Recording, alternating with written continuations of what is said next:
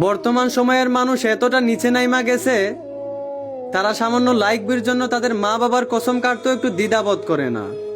কিছু মানুষ তো আল্লাহর কসমও কাটে। যেই 6 বছরের বাচ্চা মেয়েকে শেখানোর কথা ইসলাম, সেই 6 বছরের বাচ্চা মেয়েকে দিয়ে মানুষ টিকটকে ভিউ অর্জন করে।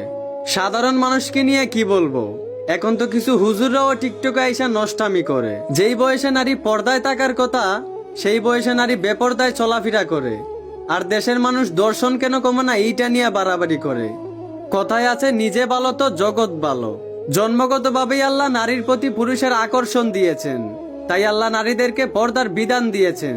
তারপরে যদি নারী পুরুষের সামনে বেপর্দায় চলাফেরা করে, আর আপনারা আইন দিবেন ইপটিজিং করলে 6 মাস 1 বছরের জেল হবে। ঘরে বিড়াল থাকতেও যদি আপনি সুটকিটাকে সেইফে না রেখা বিড়ালের সামনেই রাখেন, আবার বিড়ালকে ওয়ার্নিং দেন শুটকি খেলে তোমাকে 10টা বেদ দেওয়া হবে, তাহলে বিড়াল বলবে তোমার এই ফালতু আইন আমার ঠেঙ্গেও মানে না। ঠিক তেমনি দেশে পুরুষ থাকতেও যদি নারী পর্দায় না থাইকা বেপর্দায় চলাফেরা করে, আর আপনারা আইন দিবেন ইপটিজিং করলে 6 মাস 1 বছরের জেল হবে, তাহলে আপনাদের আইনও দেশের মানুষ ফালতু মনে করবে। কথাগুলো বুঝে থাকলে ধন্যবাদ।